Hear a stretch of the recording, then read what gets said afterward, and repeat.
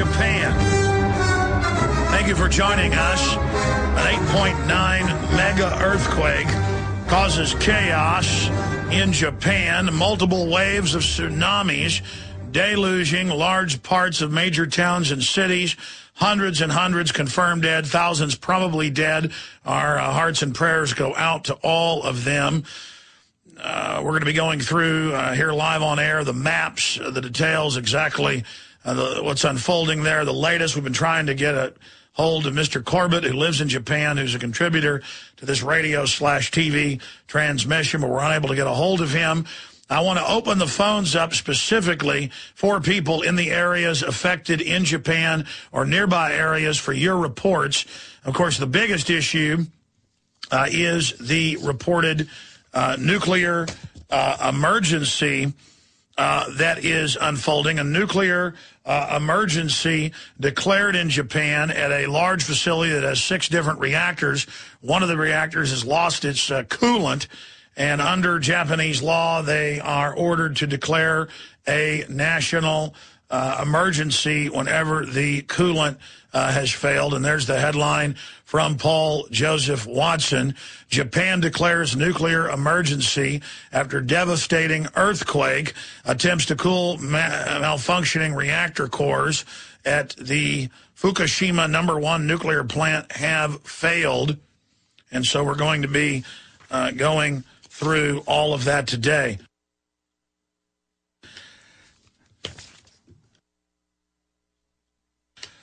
Record quake unleashes tsunami on Japan. Again, a massive 8.9 magnitude earthquake rocked northeast Japan on Friday afternoon, setting a nuclear plant ablaze and unleashing a 10-meter tsunami that tossed ships inland and, again, left a lot of people dead. Here's another headline: hundreds killed in tsunami after 8.9 earthquake in Japan. Continuing, Oregon. The state of Oregon advises coastal residents to evacuate. That's Reuters. That's here in the United States. Thousands roam Tokyo streets, stations after quake. That's out of Associated Press.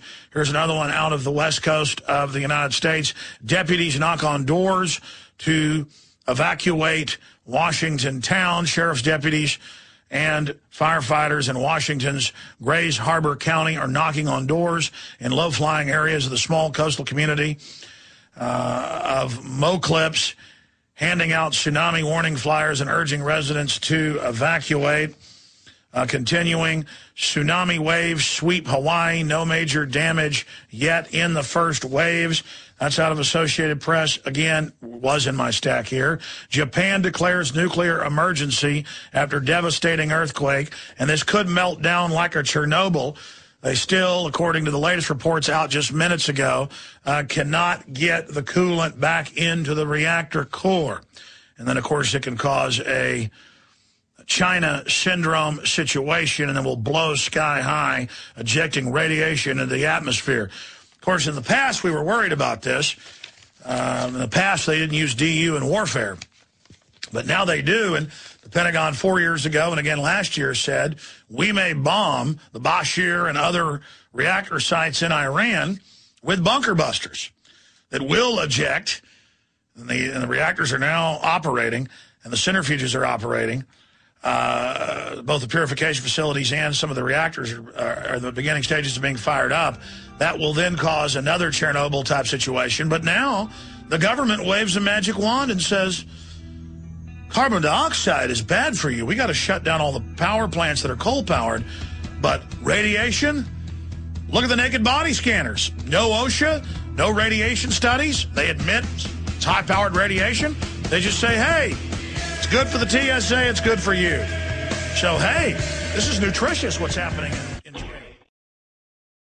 Okay, ladies and gentlemen, barely made it back in time here because I was so busy working on guest, but we do have a top astrophysicist who has one of the most accurate histories of being able to predict not just weather patterns, but also tectonic activity. And we've had him on before, but will you please print me his bio ASAP so I can get that out for folks. We're also working on getting Mr. Corbett of the Corbett Report, who lives in Japan, who's an American living in Japan, and who contributes to this broadcast, joining us, but we're unable to get a hold of him in Japan. I am going to open the phones up for Japanese living in Japan, Americans living in Japan, Germans living in Japan, anybody, as long as you can speak English. Please call into the show and give us your report on what's happening in Japan. Now, for those out there that just joined us, we're going to be looking in detail at the record 8.9 quake, and it's exponential. It doubles every time it goes up the scale. A 2 is a doubling of a 1. A 3 is a doubling of a 2. A 4 is a doubling of a 3. And up to 10. I mean, a 10 on the Richter scale is something out of a movie with the plate splitting apart and lava shooting 10,000 feet in the air. In fact, guys, just to illustrate this at a childlike level, will you go to YouTube and pull up Thundar the Barbarian? In fact, I think we even have that saved. I meant to play it joking a month ago about everybody saying Planet X is coming or a comet's coming on the 15th and total destruction is going to reign, and the hundreds of emails I get an hour and the feverish phone calls of people hyperventilating that they know, I know, the end of the world is coming in 5 days. What's the 15th? Is that next Wednesday or something? What day? Tuesday. I mean, people are just completely freaking out, thinking it's the end of the world. I'm not saying it's the end of the world. The media will take it out of context later and edit this together where I am saying that, but that's fine. The issue is it is kind of spooky to have everybody calling up here, saying the comet's coming the 15th, you're hiding in a bunker, you work for the New World Order, you know it's coming. No, I'm going to be here the 15th. I don't like to tempt fate and have a car wreck or something happens, but I'm going to be here, and I don't believe it's the end of the world. I don't believe that a comet is coming. I don't believe that we're all going to be killed. I don't believe an asteroid is coming. And just because Japan has been hit by a big earthquake, the biggest in recorded modern science in the last 100 and so years that they've had Richter scales set up. Listen, there's a reason they build their houses out of paper and balsa wood in Japan. And that's because they get hit by record earthquakes there because they're on the Pacific Rim Great Ring of Fire. They're right where two big plates smash together. They have a lot of earthquakes in Chile. They have a lot of earthquakes in Peru. They have a lot of earthquakes in Hawaii because they're all on hot spots. I mean, look, there's big, giant tectonic plates, a couple miles thick, floating around on top of molten lava. And so the only thing that is constant on this planet is change. I mean, it wasn't a comet and it wasn't the Easter Bunny that caused Pompeii to be covered by Mount Vesuvius and for thousands of Romans to be encased instantly in hot lava and burning ash. Okay, so these type of things happen. These type of things go on. These type of things unfold.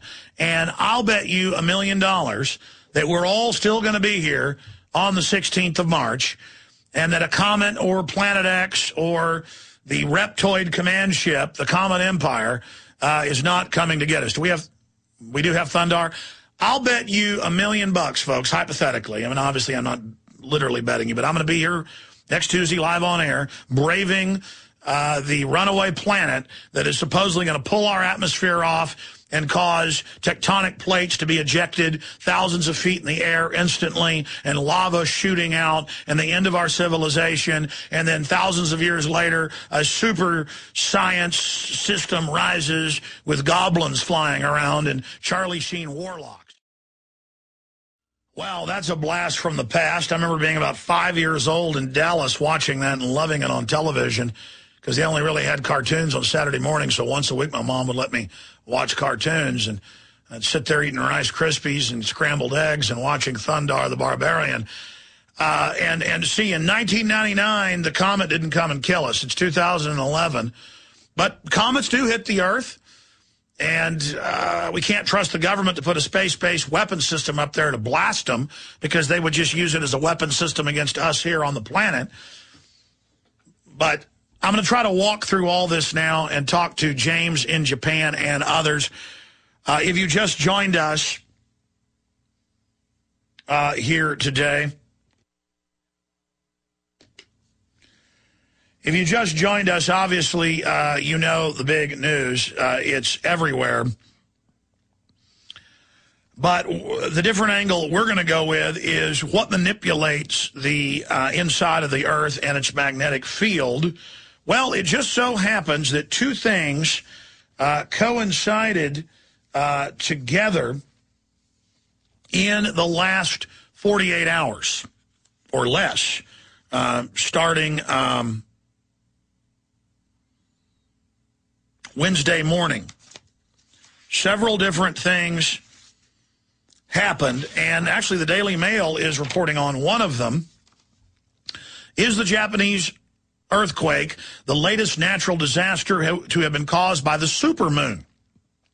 The powerful tsunami that today slammed in Japan's eastern coast comes just 2 days after warnings that the movement of the moon could trigger unprecedented events. We have a leading solar physicist who particularly specializes in the moon joining us coming up.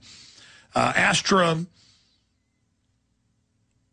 sites predicted that the March 19th, a week tomorrow, the so-called supermoon will be closer to the Earth than any time since 1992, only 221,567 miles away, and that this is a gravitational pull will bring chaos to Earth. And others predicted it as well. And we're going to be going over some of that, but the Daily Mail's reporting that. Also, we forget what hit us about 36 hours ago, and that was a massive solar flare that was directed right at the Earth and basically hit the southern area of the planet, Antarctica, blasting South Africa and Chile and other areas, and there was some electronic problems and some interference with satellites reported in the last 36 hours. In fact, here's a report out of iAfrica. Solar flare warning in South Africa. The Hermanus Space Weather Warning Center on Sunday said a large solar flare was currently being experienced, and then more flares again were fired in the next 2 days, hitting over the last 4 days, because it takes about a day for those to get here. It takes 7 minutes or so for the light to get here, but for the actual radiation that travels at a different speed, the flare itself, it can take 2 to 3 days. And so that's going on. You've got the Earth just being hit by these powerful magnetic fields and all sorts of different radiation and the wavelength. You got the moon close to the Earth. But don't worry, they're going to blame it on global warming or something. You can be assured of that.